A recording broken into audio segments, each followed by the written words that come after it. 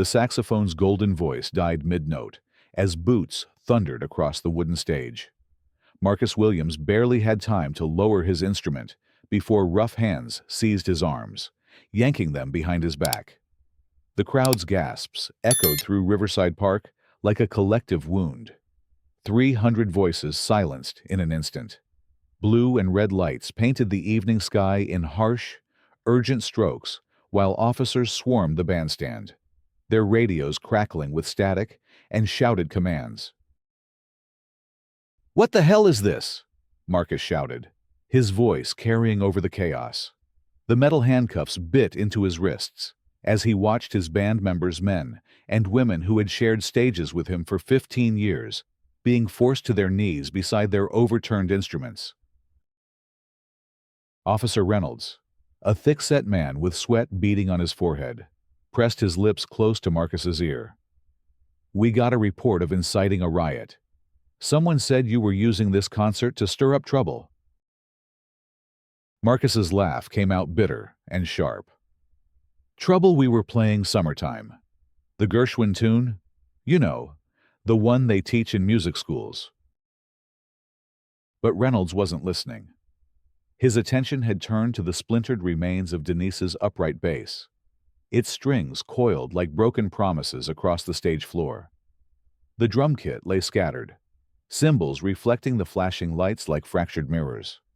$15,000 of instruments, reduced to debris in 30 seconds. From somewhere in the crowd, a cell phone's bright screen captured every moment, the digital eye that would change everything. 6 hours earlier, the same stage had been alive with the warm-up sounds of the Marcus Williams Quintet. It was the third Thursday of July, which meant the monthly Riverside Jazz Festival was in full swing. The tradition had started small 12 years ago, just Marcus and his guitar, playing for tips near the duck pond. But word had spread through the community like ripples on water. Now, families arrived with blankets and folding chairs, coolers packed with sandwiches and sweet tea. Children ran between the oak trees while their parents swayed to melodies that seemed to rise from the earth itself. Marcus had been tuning his saxophone when he first noticed her, a woman in her 50s, with sharp blonde hair and a mouth that seemed permanently set in disapproval. She stood at the edge of the crowd, arms crossed, checking her watch every few minutes. Her BMW sat parked at an angle that suggested she hadn't intended to stay long. "Beautiful evening for music," called out Mrs. Henderson, the 70-year-old librarian who never missed a concert.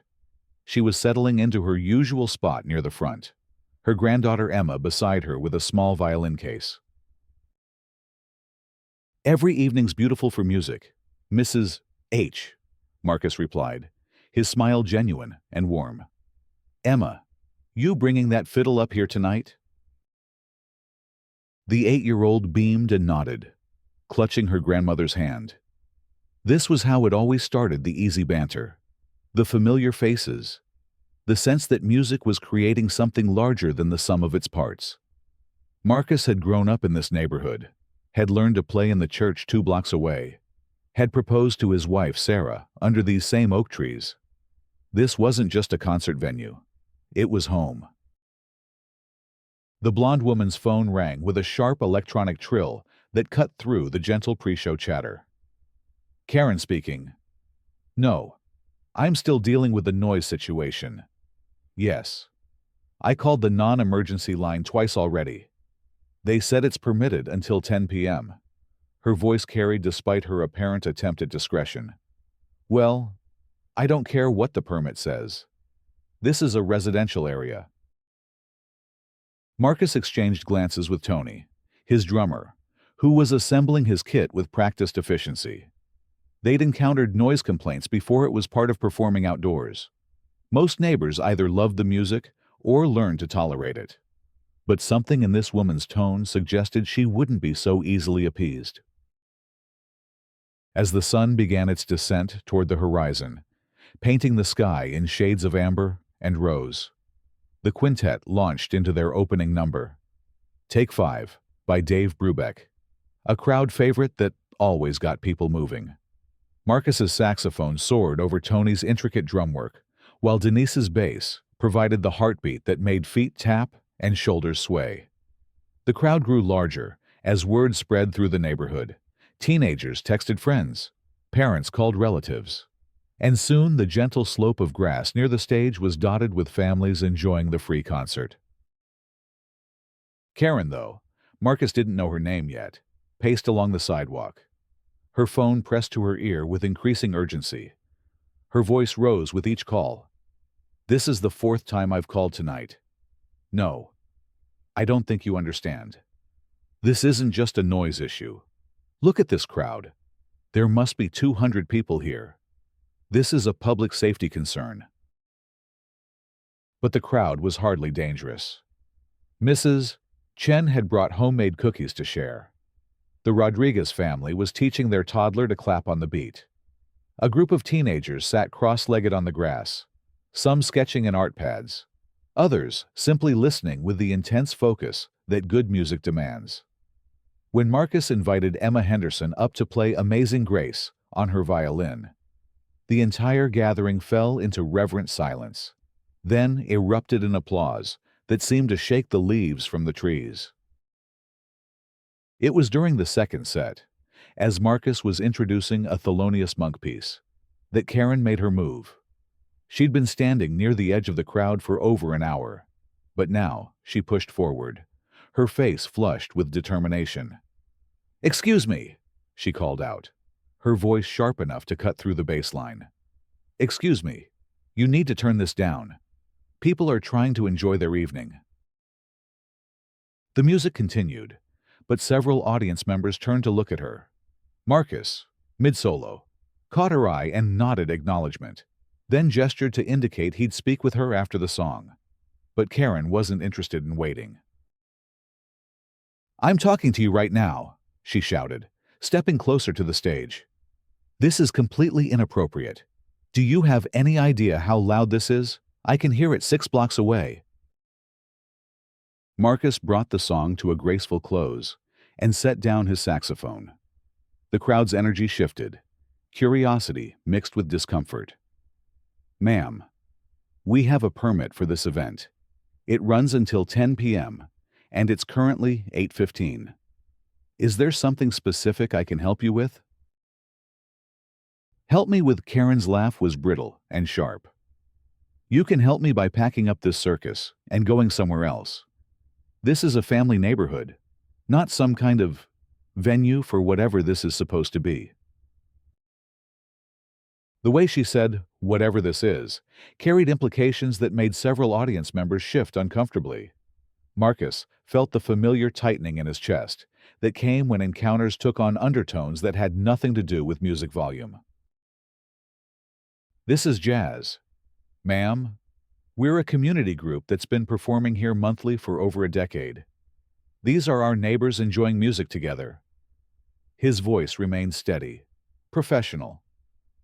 "If the volume is truly disturbing you, we can adjust our levels, but we do have the legal right to be here."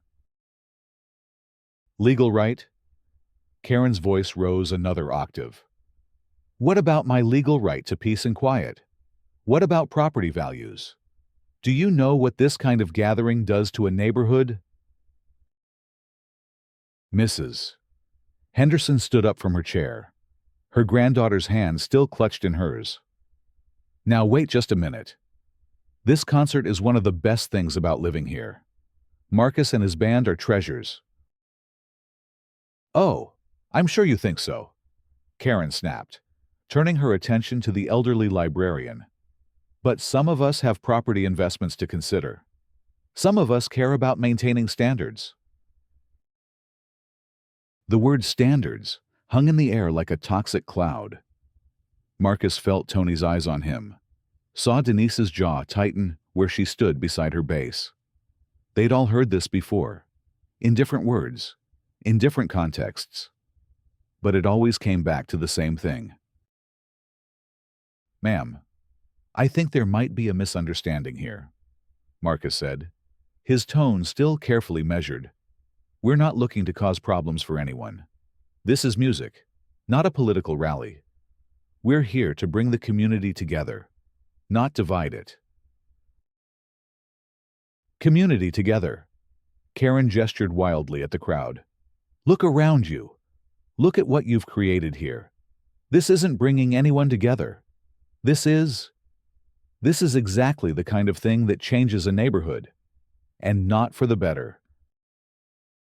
The crowd had grown restless, conversations breaking out in small clusters.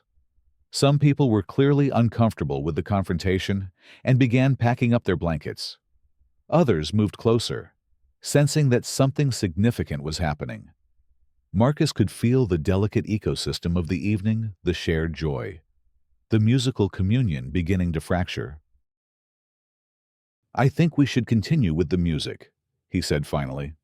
Everyone's welcome to stay and enjoy, and anyone who needs to leave is certainly free to do so. But Karen wasn't finished. As Marcus picked up his saxophone and nodded to his band to resume, she pulled out her phone again. This time, she dialed 911. Yes, I need police at Riverside Park immediately.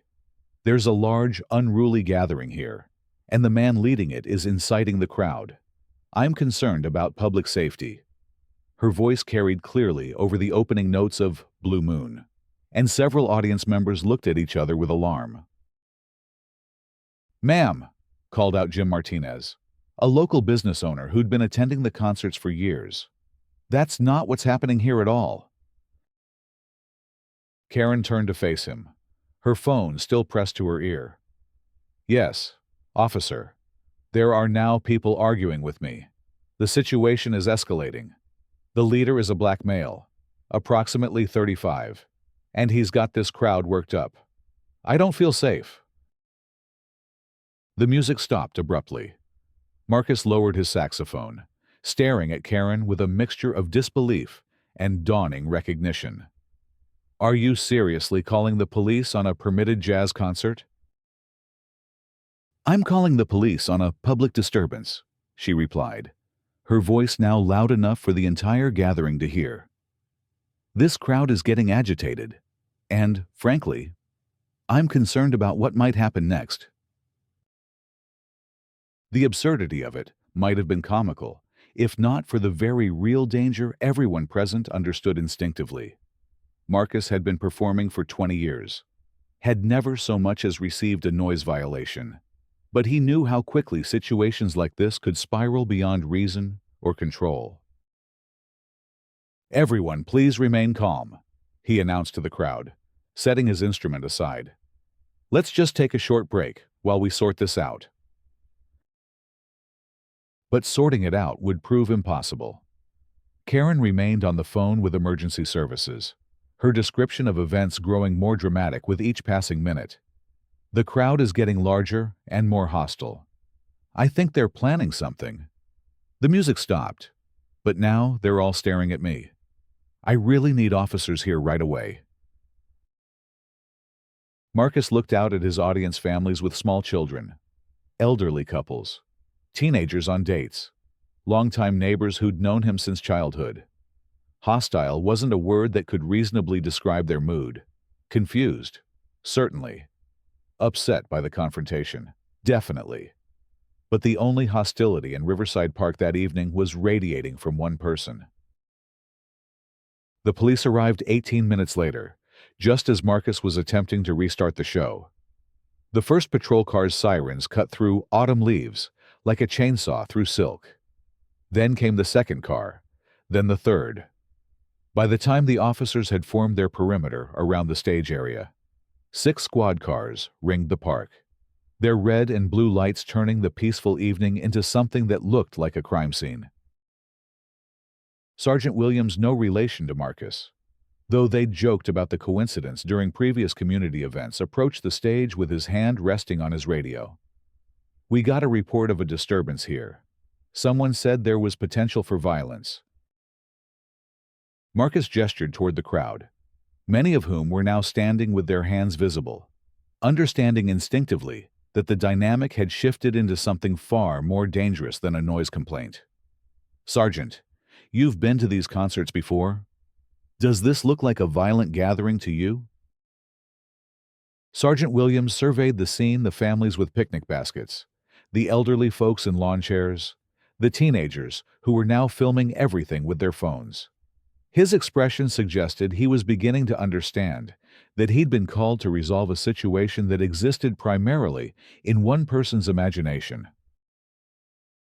But Karen wasn't satisfied with the measured response she was witnessing. "Officers, thank goodness you're here. This crowd has been growing increasingly agitated ever since I asked them to turn down the music. The leader there," she pointed directly at Marcus, "he's been stirring them up, getting them angry at me for exercising my rights as a resident." "Ma'am, we're going to need you to step back and let us assess the situation," Sergeant Williams replied, but Karen pressed closer. "I don't think you understand the severity of what's happening here. This isn't just a concert. Look at these people. Look at how they're looking at me. I called you because I genuinely feared for my safety." As if to underscore her point, she raised her voice higher. "This is exactly the kind of gathering that turns into rioting. You can see it in their faces. The music, the crowd. It's all designed to work people up into a frenzy." That was the moment Officer Reynolds made his fateful decision.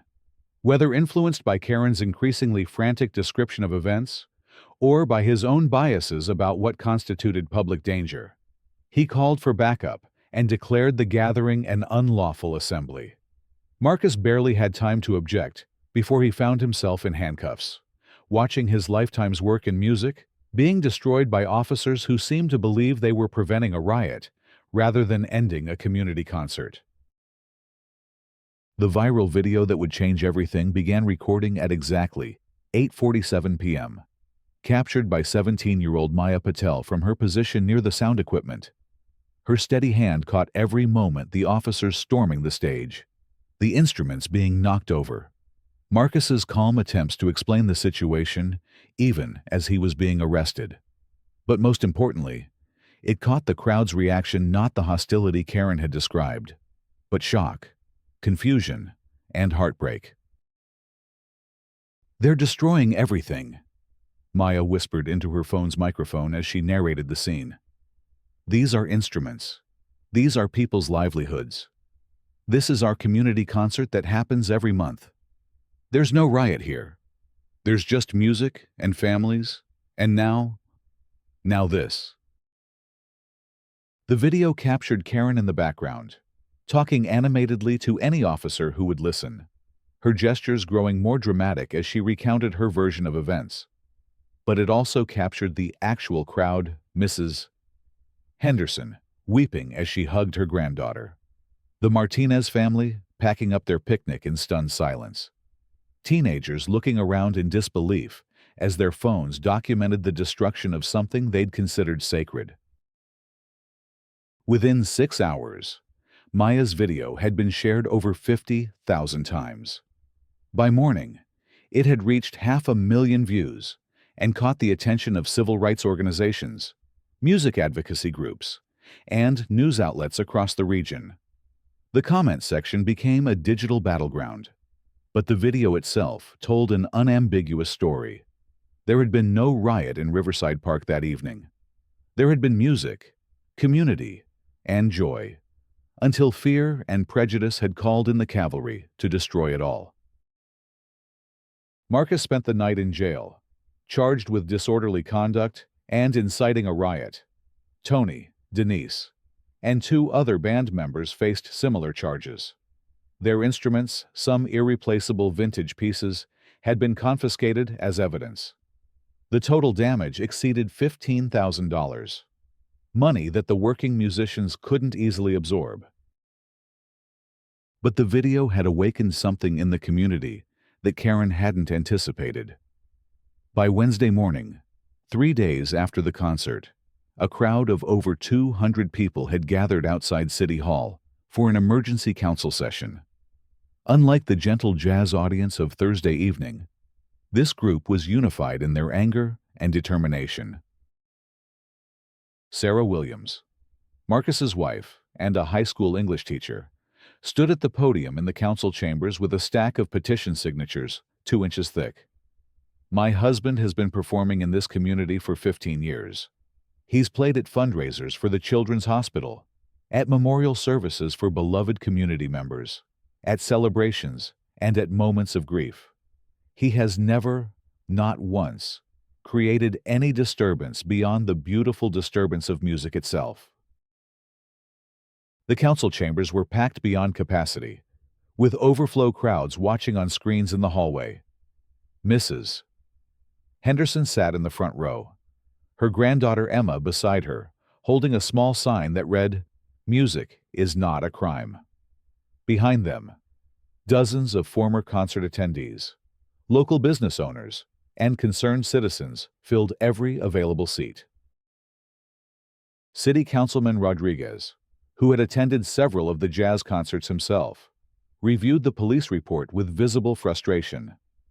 It says here that officers responded to reports of an unlawful assembly with potential for violence. But I've looked at this video, and I've attended these concerts personally. I'm struggling to understand how a permitted community event became a law enforcement emergency. The police chief, Thomas Bradley, shifted uncomfortably at the witness table. Our officers responded to a 911 call from a citizen who reported feeling threatened by a large, agitated crowd. They followed protocol for crowd control in potentially volatile situations. Potentially volatile. Sarah Williams's voice cracked with emotion. Chief Bradley, there were 8-year-old children with violins in that crowd. There were grandparents in lawn chairs. The most volatile thing happening was a saxophone solo. But the most dramatic moment came when Karen herself appeared at the podium, flanked by a lawyer and wearing an expression that suggested she considered herself the victim in the entire situation. I want the record to show that I was exercising my rights as a citizen and a taxpayer. I have the right to call police when I feel threatened, and I have the right to peaceful enjoyment of my property. The room erupted in angry voices, but Councilman Rodriguez called for order. Ms. Patterson, can you explain to this council what specific actions you witnessed that made you fear for your safety? Karen, her full name was Karen Patterson. As the community had now learned, consulted with her lawyer before answering. The crowd was growing increasingly large and unruly. When I politely asked them to lower the volume, they became hostile toward me. The band leader was clearly agitating them against me. Can you define agitating in this context? The councilman pressed. He told them they had a right to be there. He encouraged them to continue despite my legitimate complaints. And when I tried to exercise my rights as a citizen, the entire crowd turned on me. Maya Patel, the teenager who had filmed the incident, asked to address the council. I have video of the entire interaction, starting from when Ms. Patterson first approached the stage. At no point does Mr. Williams or anyone else say anything hostile toward her. He offers to adjust the volume and explains about the permit.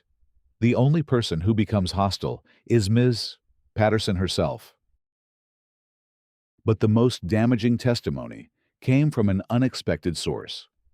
Detective Maria Santos had been conducting a separate investigation into the incident, reviewing security footage from businesses surrounding the park. Our investigation revealed that Ms. Patterson made 4 separate calls to emergency services that evening. The first was a noise complaint to the non-emergency line at 6:30 p.m., before the concert had even begun. The second was another noise complaint at 7:15 minutes into the first set.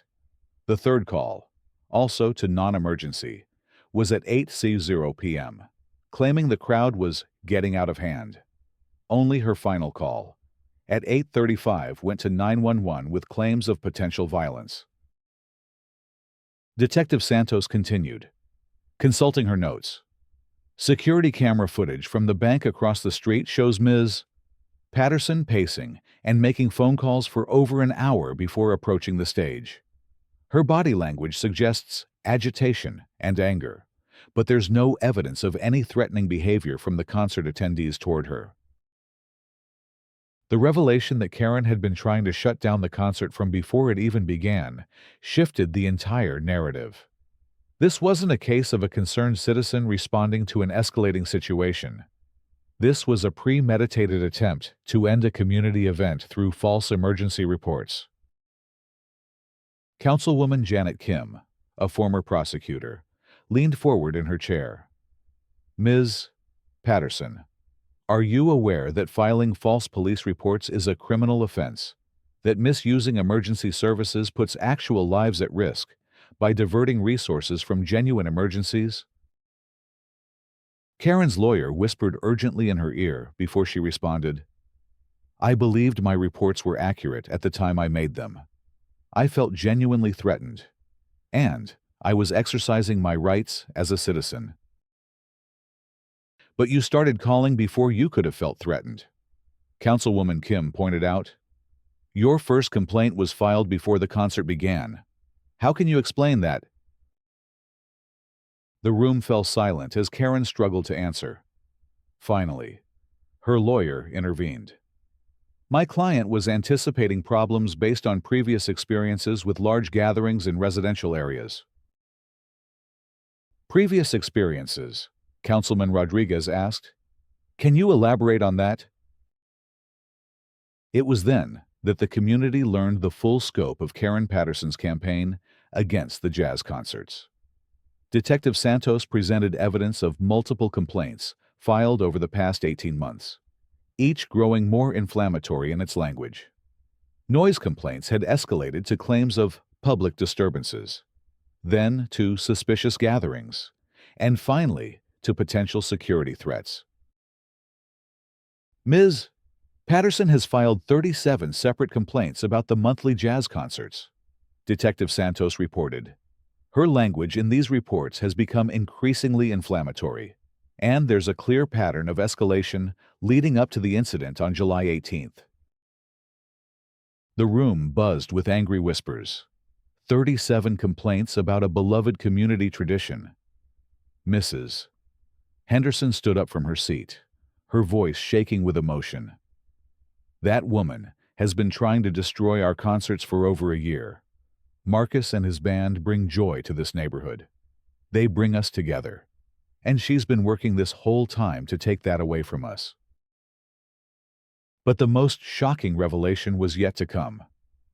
Detective Santos had discovered that Karen Patterson didn't even live in the immediate area affected by the concert's sound. Ms. Patterson's residence is 8 blocks from Riverside Park, across the highway and behind a row of commercial buildings. Sound tests conducted at her address during a concert volume simulation showed noise levels well within acceptable limits, barely audible above normal traffic sounds. The implications hit the room like a physical blow. Karen had been filing false complaints about concerts she couldn't even hear from her home. Her claims of being disturbed by the noise were fabrications. Her escalating reports a deliberate campaign of harassment against the community events. Councilman Rodriguez called for a recess, but the damage to Karen's credibility was complete. When the session resumed, she sat slumped in her chair, her lawyers' whispered conversations growing more urgent. The community members in the gallery no longer looked angry. They looked heartbroken. This wasn't just about one evening's concert. This was about someone who had systematically worked to destroy something beautiful out of what could only be called malice. Marcus Williams, released on his own recognizance pending the resolution of charges that everyone now knew were baseless, finally took the podium. His voice was quiet, but carried clearly through the packed chamber. I've been trying to understand this for 3 days now, trying to figure out what I did wrong, what we could have done differently. But I think I understand now that this was never about music volume, or crowd size, or permits. He looked directly at Karen as he continued. I think this was about something much deeper, about who gets to belong in a community, Who gets to create joy? Who gets to bring people together? And I think that breaks my heart more than destroyed instruments or a night in jail ever could. The chamber fell silent. Karen Patterson, the woman who had started this entire crisis with a phone call, seemed to shrink in her chair. But Marcus wasn't finished. Music is supposed to heal, not divide. It's supposed to build bridges, not walls. And if there's anyone in this community who doesn't understand that, then we haven't been playing loudly enough. The applause that erupted was thunderous, but it carried something beyond approval. It carried hope and determination, and the promise that this community would not let fear win. The council's decision was unanimous. All charges against Marcus and his band members were dropped. The police department was ordered to implement new protocols for responding to noise complaints, including mandatory assessment by a noise ordinance specialist before any arrests could be made. Chief Bradley announced an internal investigation into the officers who had destroyed the instruments, with promises of disciplinary action and restitution. But the most significant decision concerned Karen Patterson herself. Her pattern of false reports had put the community at risk, wasted public resources, and damaged the lives of innocent people. The district attorney's office announced that she would face charges for filing false police reports and misuse of emergency services. Additionally, the city council voted to ban her from all city-sponsored events for a period of 2 years. The financial penalty was perhaps the most fitting. Karen was ordered to pay full restitution for the destroyed instruments, plus additional damages for lost income to the musicians who had been unable to work while facing criminal charges. The total amount exceeded $25,000 money that would go directly toward rebuilding what her false accusations had destroyed. But the city council wasn't content with punishment alone. In a move that surprised everyone, Councilwoman Kim proposed that Karen Patterson be required to attend every monthly jazz concert for the next year, not as a spectator, but as part of a community service program designed to help her understand what she had tried so hard to destroy. Music has the power to heal even the deepest divisions. Councilwoman Kim explained. Ms. Patterson will spend 12 months learning about the positive impact these concerts have on our community. She'll help with setup, cleanup, and crowd management. She'll see firsthand that the thing she feared was actually the thing our neighborhood needs most. The proposal passed 4 votes to 1, with only Karen's lawyer objecting that the requirement was too harsh. But Marcus Williams surprised everyone by speaking in favor of the proposal. "Music changed my life," he said quietly. "It saved me from anger and fear, and the kind of thinking that sees enemies where there should be neighbors. If Ms. Patterson is willing to open her heart to it, maybe music can change her life too." 3 months later, on a crisp October evening, the Marcus Williams Quintet took the stage at Riverside Park for the first time since the incident.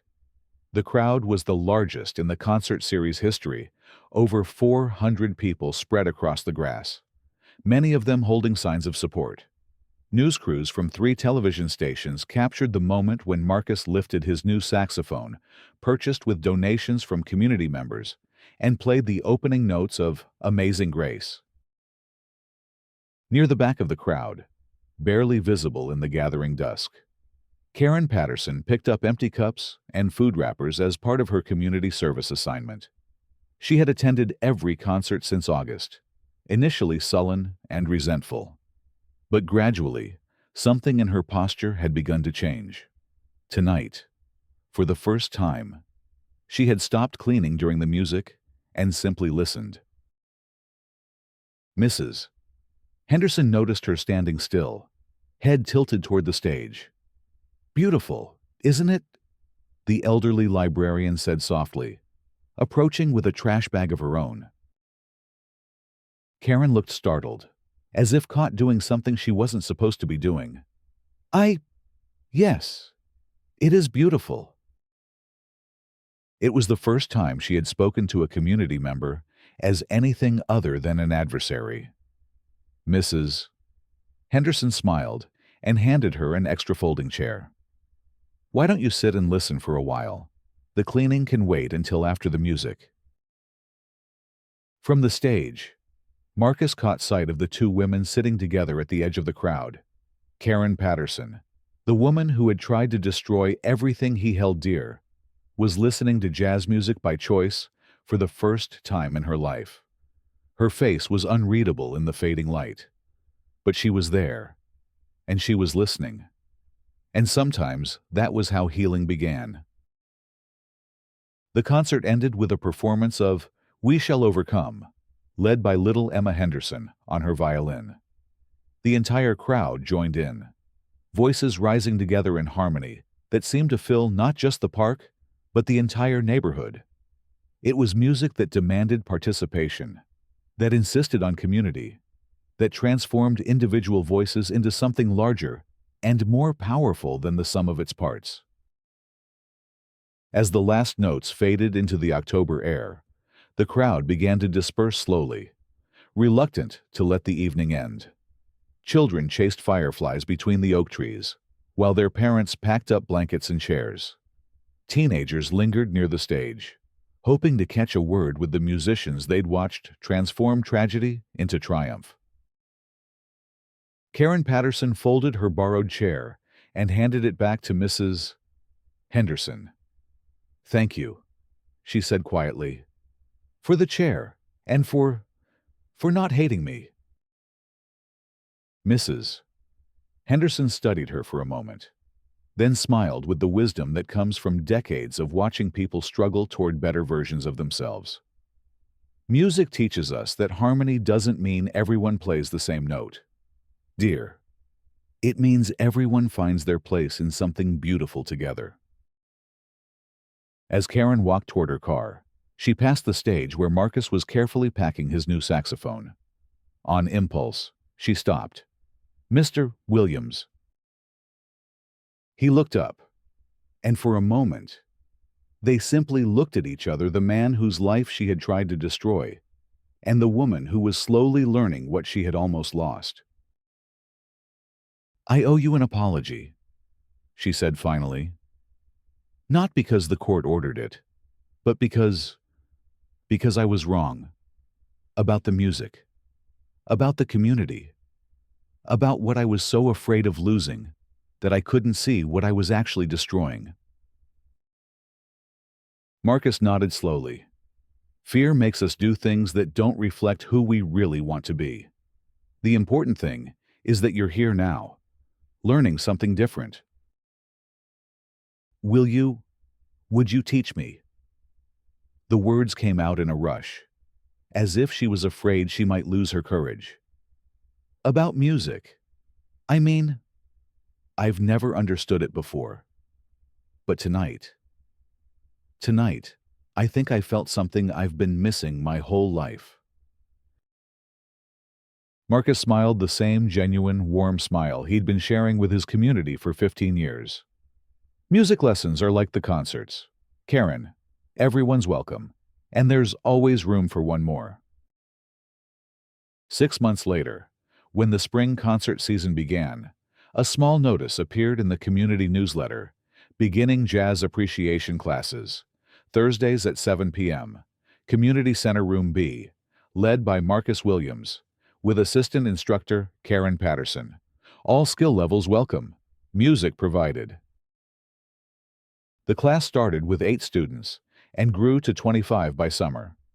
Karen proved to be a dedicated, if amateur, student of music theory and an unexpectedly effective advocate for the concert series. Her journey from antagonist to ally became a story the community told itself about the power of second chances and the courage required to change. But the real measure of the transformation came on a July evening, exactly 1 year after the incident.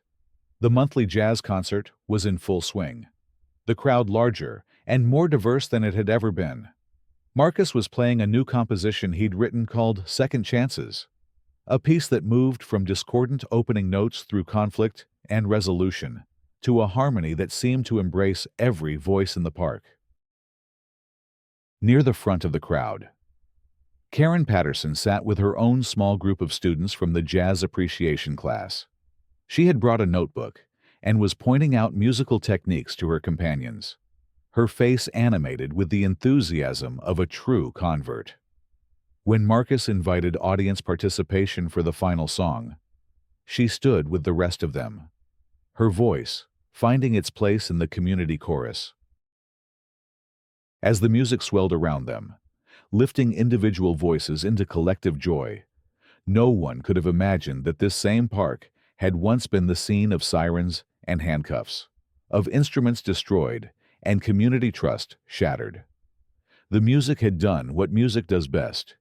It had taken broken things and made them whole, taken separate voices and made them one, taken fear and transformed it into something that looked a lot like love. The jazz concerts at Riverside Park continue to this day, held every third Thursday of the month from May through October. They've become a model for other communities seeking to build bridges through music, and Marcus Williams has been invited to speak at conferences about the power of art to heal social divisions. But perhaps the most remarkable outcome is the annual Harmony Day celebration, held each July 18th, to commemorate not just the day the music was almost silenced, but the day the community learned that its strength lay not in uniformity, but in its ability to embrace discord and transform it into something beautiful. It's become the largest single-day event in the city's calendar, drawing visitors from hundreds of miles away who come to hear not just jazz music, but the story of a community that refused to let fear have the last word.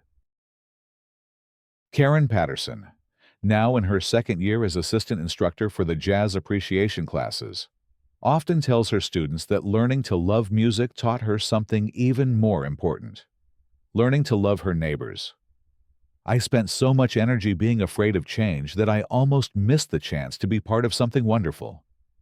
She explains during the introductory session each semester, "Music taught me that harmony doesn't mean everyone has to be the same.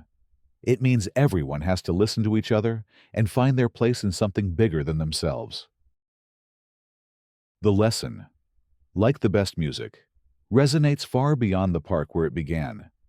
In a world that often seems determined to amplify discord, the story of Riverside Park's jazz concerts offers a different possibility: that communities can choose harmony over hostility, understanding over fear, and music over silence. Every third Thursday, as the sun sets over the oak trees and the first notes rise into the evening air, that choice is made again, one song at a time, one voice joining another, until something beautiful fills the space where something ugly once tried to take root. And in the end, that may be the most powerful lesson of all, that the antidote to fear is not the absence of difference, but the presence of music, bringing together voices that were meant to harmonize all along.